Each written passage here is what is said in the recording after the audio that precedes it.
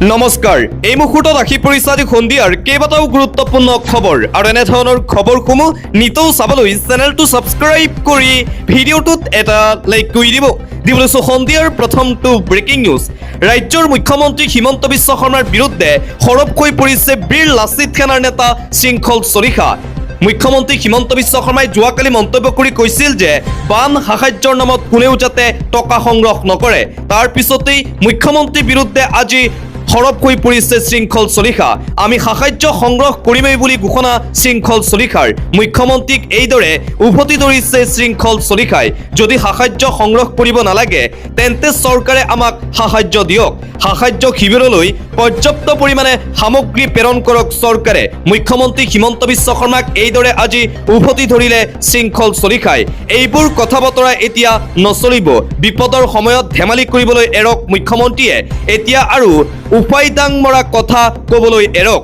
আমি শিৱসাগৰীয়া, আমি স্বাভিমানী শিৱসাগৰীয়া এনে বিষয়ক লৈ ৰাজনীতি বা দায়িত্বহীন মন্তব্য নকৰিব। বিপদৰ সময়ত ৰাইজৰ কাষত থিয় দিয়াটো আমাৰ সকলোৰে দায়িত্ব। বিপদৰ সময়ত সাহায্যৰ ক্ষেত্ৰত কোনো ধৰণৰ লোকদাক নকৰোঁ। আমি শিৱসাগৰৰ মানুহখিনিক চলাব লাগিব।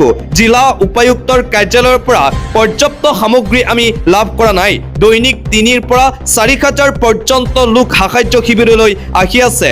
আমি দৈনিক সাহায্য প্ৰদান কৰি আছোঁ। আমি সাহায্য সংগ্ৰহ কৰিমেই, আপুনি মানা কৰিলেও নহ'ব। এইদৰে মুখ্যমন্ত্ৰী হিমন্ত বিশ্ব শৰ্মাক আজিৰ দিনটোত উভতি ধৰিছে বীৰ লাচিত সেনাৰ নেতা শৃংখল চলিহাই। দিবলৈ চোৱা আন এটা অতিকৈ গুৰুত্বপূৰ্ণ খবৰ। ৰজাৰ দৰে আচৰণ নকৰিব হিমন্ত বিশ্ব শৰ্মাই। মুখ্যমন্ত্ৰী হিমন্ত বিশ্ব শৰ্মাৰ বিৰুদ্ধে পুনৰবাৰ গৰ্জন বিধায়ক অখিলৰ। বান সাহায্য সংগ্ৰহ নকৰিবলৈ মন্তব্য কৰাৰ পিছতেই মুখ্যমন্ত্ৰীৰ বিৰুদ্ধে সৰব হৈ পৰিছে বিধায়ক অখিল গগৈ।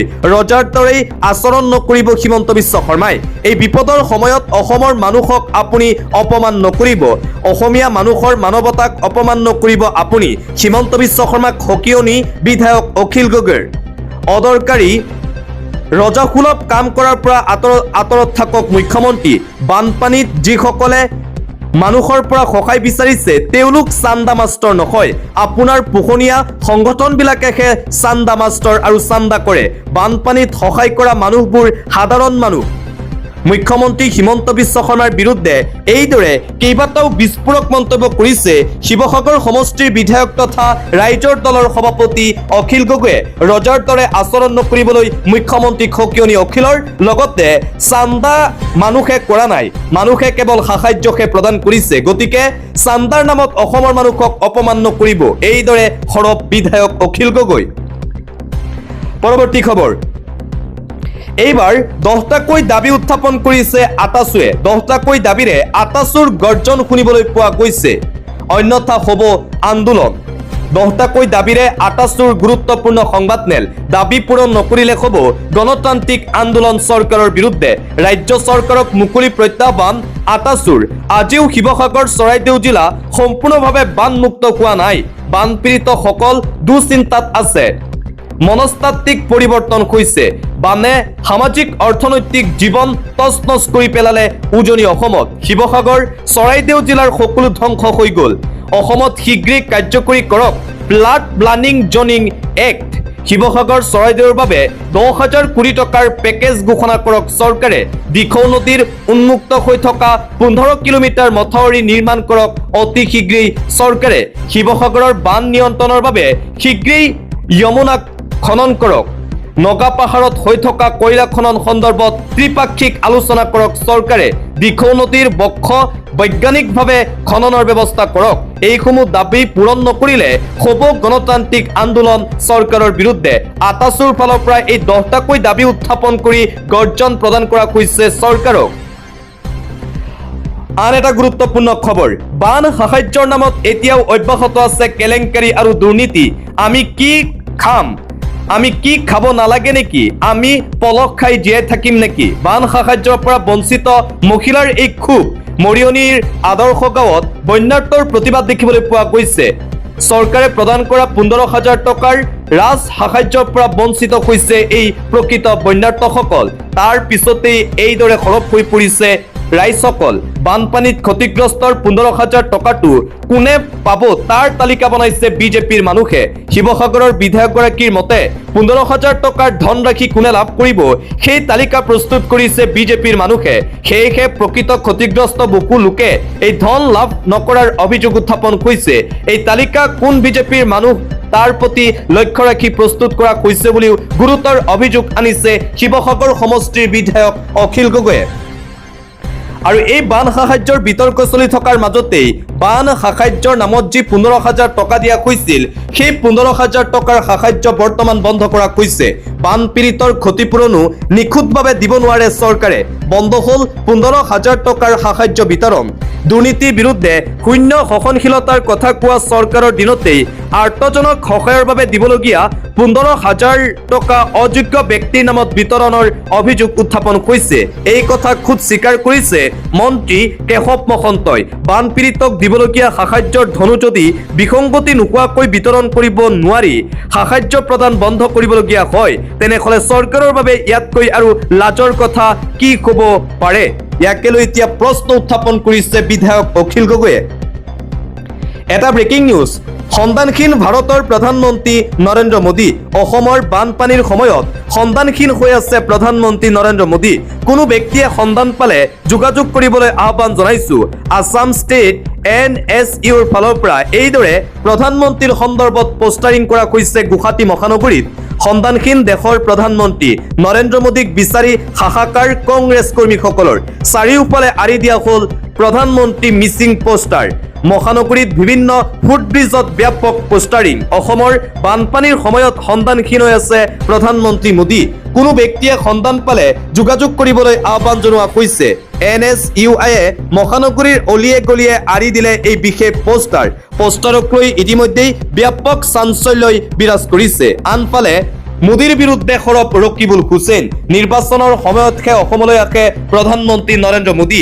এতিয়া বানাক্ৰান্তৰ কাষলৈ নাহে কিয় প্ৰধানমন্ত্ৰী নৰেন্দ্ৰ মোদী? সৰব সাংসদ ৰকিবুল হুছেইন। গুৱাহাটীত থাকি প্ৰধানমন্ত্ৰী গৃহমন্ত্ৰীয়ে অসমত নিৰ্বাচনী প্ৰচাৰ চলাইছিল।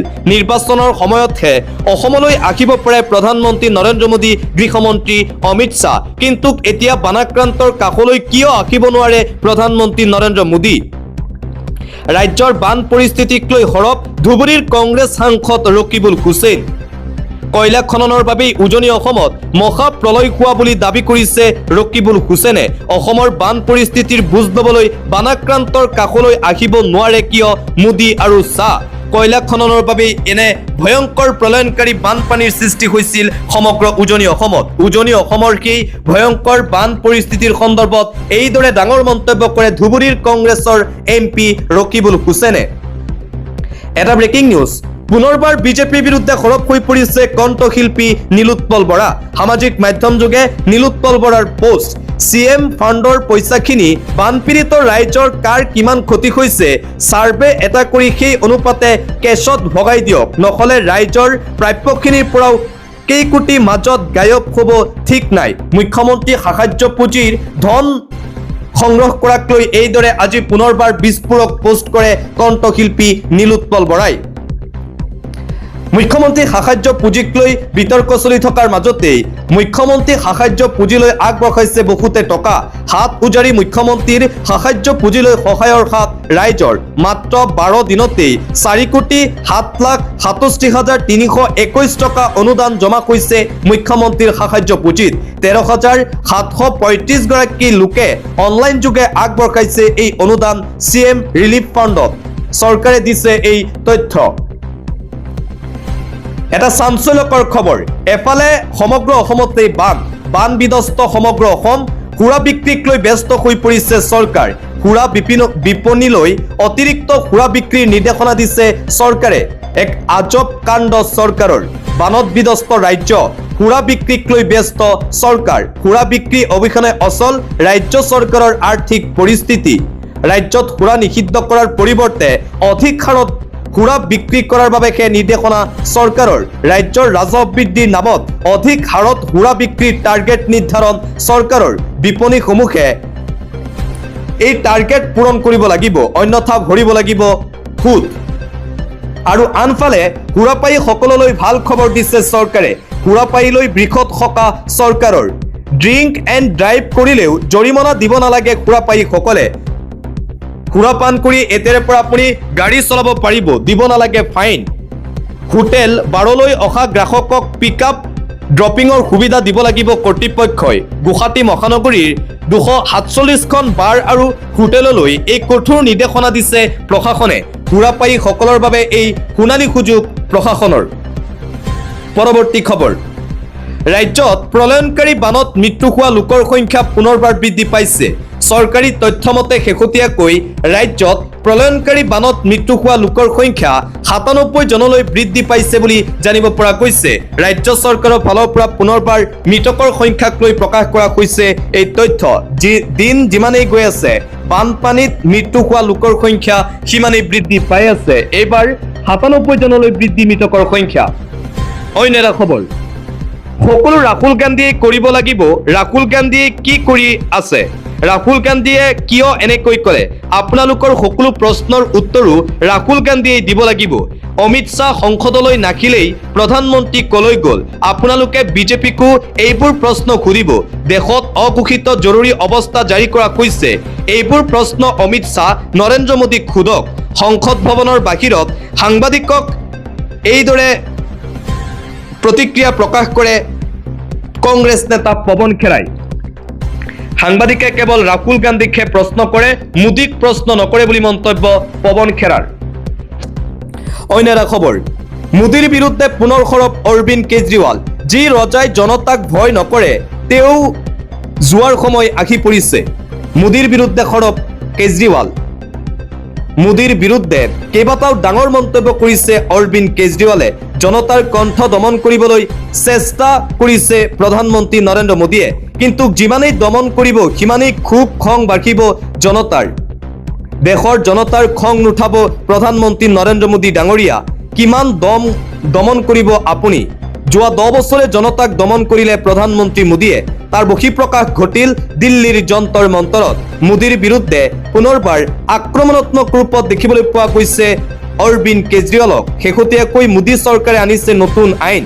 জাননী পালেই যিকোনো পোষ্ট 3 ঘণ্টাৰ ভিতৰত ডিলিট কৰিব লাগিব। যি ৰজাই জনতাক ভয় নকৰে, তেওঁৰ বিদায় লোৱাৰ সময় আহি পৰিছে। এইদৰে মোদীক উদ্দেশ্যি মন্তব্য কেজৰিৱালৰ।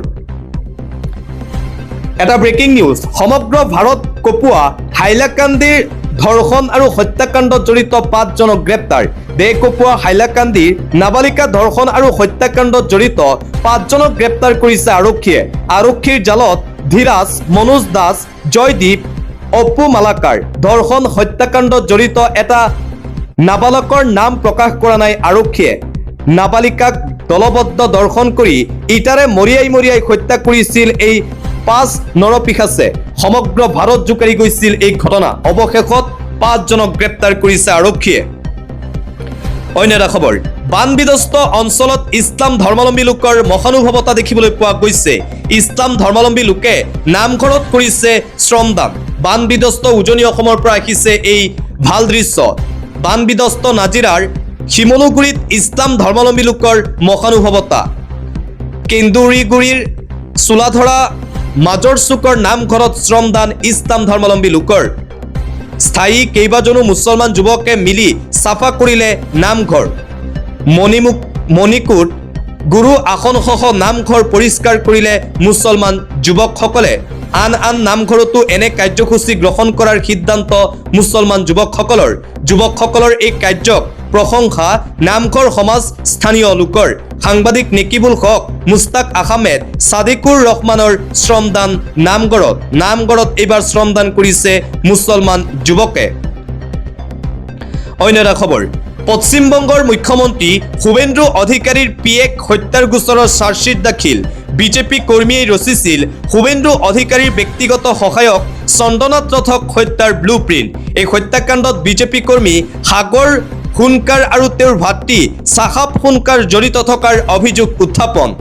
সাগৰ সোণকাৰে উত্তৰ প্ৰদেশৰ শ্বোটাৰক দিছিল হত্যাৰ চুপাৰি। মুঠ 11 অভিযুক্তৰ বিৰুদ্ধে CBIৰ চাৰ্জশ্বিট দাখিল। পশ্চিমবংগৰ মুখ্যমন্ত্ৰী শুভেন্দু অধিকাৰীৰ পিয়েক হত্যাৰ গোচৰৰ নতুন মূল। পৰৱৰ্তী খবৰ, জুবিন গাৰ্গ হত্যাৰ গোচৰৰ পৰা ৰেহাই পাব নেকি সন্দীপন গাৰ্গে? ৰেহাই বিচাৰি কৰা আবেদনৰ আজি পুনৰ শুনানি অনুষ্ঠিত হৈছে। ফাষ্টেগ আদালতে ৰেহাই মঞ্জুৰ নকৰাৰ পাছত উচ্চ ন্যায়ালয়ৰ কাষ চাপিছিল সন্দীপন গাৰ্গ। সন্দীপনে দাখিল কৰা আবেদনত দুটাকৈ শুনানি গ্ৰহণ কৰিছে আদালতে। পূৰ্বে শুনানিত কেছ ডায়েৰী ফাষ্টেগ আদালতৰ বিচাৰৰ নথি জমা দিবলৈ নিৰ্দেশ দিছিল। ৰেহাই বিচাৰি উচ্চ ন্যায়ালয়ৰ কাষ চাপিছে সিদ্ধাৰ্থ শৰ্মা, শ্যামকানু মহন্তহঁতে। আনহাতে আজি পুনৰ উচ্চ ন্যায়ালয়ত অনুষ্ঠিত হ'ল অমৃতপ্ৰভা মহন্তৰ জামিনৰ শুনানি। পৰৱৰ্তী খবৰটো হৈছে, বানাক্ৰান্ত ৰাইজক সকাহ দিয়াৰ নামত মুখ্যমন্ত্ৰীয়ে ঘোষণা কৰিছিল যে 6 মাহৰ বাবে সকলো ঋণৰ কিস্তি EMI স্থগিত ৰখা হ'ব। কিন্তু বাস্তৱত দেখা গৈছে সম্পূৰ্ণ ওলোটা ছবি। চৰকাৰী প্ৰতিশ্ৰুতিৰ বিপৰীতে ৰাইজৰ একাউণ্টৰ পৰা চৰকাৰৰ বিৰুদ্ধে সৰব দেৱব্ৰত শইকীয়া। চৰকাৰী প্ৰতিশ্ৰুতিৰ বিপৰীতে ৰাইজৰ একাউণ্টৰ পৰা বেংক বা বিত্তীয় সংস্থাসমূহে এতিয়াও EMI কাটিবলৈ চেষ্টা অব্যাহত ৰাখিছে। বানত সৰ্বশ্ৰান্ত হোৱা ৰাইজৰ একাউণ্টত ধন নথকাৰ বাবে এতিয়া তেওঁলোকলৈ আহিছে বাউন্স চাৰ্জ আৰু জৰিমনাৰ মেছেজ। বিধানসভাৰ প্ৰাক্তন বিৰোধী দলপতি দেৱব্ৰত শইকীয়াৰ সামাজিক মাধ্যমত এই তাৎপৰ্যপূৰ্ণ পোষ্ট। অন্য এটা খবৰ, বিপদসীমাৰ ওপৰেৰে বৈছে শাকতোলা নৈ, যিকোনো মুহূৰ্তত ছিগিব পাৰে মথাউৰি। অসমৰ বিভিন্ন প্ৰান্তত মথাউৰি ছিঙাৰ খবৰ আহি পৰিছে। আতংকিত হৈ পৰিছে নৈপৰীয়া ৰাইজসকল। মথাউৰি ছিগাৰ আশংকাত উজাগৰি নিশা কটাইছে অঞ্চলবাসীয়ে। তৎপৰতাৰে মথাউৰি ৰক্ষাৰ চেষ্টা জলসম্পদ বিভাগৰ। পশ্চিম পাৰৰ মথাউৰি প্ৰায় 20 বছৰ ধৰি কৰা নাছিল মেৰামতি। যিকোনো মুহূৰ্ততে দৰঙত সৃষ্টি হ'ব পাৰে ভয়াৱহ বান পৰিস্থিতি। বিপদসীমাৰ ওপৰেৰে বৈ আছে শাকতোলা নৈৰ পানী। আতংকিত হৈ পৰিছে নৈপৰীয়া ৰাইজসকল। মথাউৰি ছিগাৰ আশংকাত উজাগৰি নিশা কটাইছে অঞ্চলবাসীয়ে। উজনি অসমৰ দৰে মধ্য অসমতো ভয়ংকৰ প্ৰলয়নকাৰী বানপানী সৃষ্টি হোৱাৰ আশংকা কৰা হৈছে। মুকেশ আম্বানীৰ জিঅ' কোম্পানীক অপেন ধমক প্ৰদান কৰিছে তামিলনাডুৰ মুখ্যমন্ত্ৰী বিজয় থালাপতিয়ে। যদি জিঅ' চিমৰ ৰিচাৰ্জৰ মূল্য 1 টকাও বৃদ্ধি কৰা হয় তেন্তে তামিলনাডুত সম্পূৰ্ণৰূপে বন্ধ কৰি দিয়া হ'ব জিঅ' চিম। এইদৰে হুংকাৰ প্ৰদান কৰিছে তামিলনাডুৰ মুখ্যমন্ত্ৰী বিজয় থালাপতিয়ে। ভিডিঅ'টো প্ৰত্যেকগৰাকী লোকে এটা এটাকৈ শ্বেয়াৰ কৰি দিয়ক। জিঅ'ৰ ৰিচাৰ্জত যদি আৰু 1 টকাও বাঢ়ে তেন্তে তামিলনাডুত জিঅ' চিম বন্ধ কৰি দিয়া হ'ব বুলি অপেন ধমক প্ৰদান কৰিছে তামিলনাডুৰ মুখ্যমন্ত্ৰী বিজয় থালাপতিয়ে। মুকেশ আম্বানীৰ জিঅ' কোম্পানীৰ বিৰুদ্ধে এইদৰে কঠোৰ বাৰ্তা প্ৰেৰণ কৰিছে বিজয় থালাপতিয়ে। যিহেতু প্ৰায়ে সময় দেখিবলৈ পোৱা গৈছে যে জিঅ' চিমৰ ৰিচাৰ্জৰ মূল্য বৃদ্ধি পাই আছে আৰু তাৰ পিছতে এইদৰে হুংকাৰ প্ৰদান কৰিছে বিজয় থালাপতিয়ে। জিঅ' চিমৰ ৰিচাৰ্জৰ 1 টকাও বৃদ্ধি কৰিব নোৱাৰিব। যদি 1 টকা ৰিচাৰ্জৰ মূল্য বৃদ্ধি কৰে তেন্তে তামিলনাডুত জিঅ' চিম সম্পূৰ্ণৰূপে বন্ধ কৰি দিয়াৰ হুংকাৰ বিজয় থালাপতিৰ।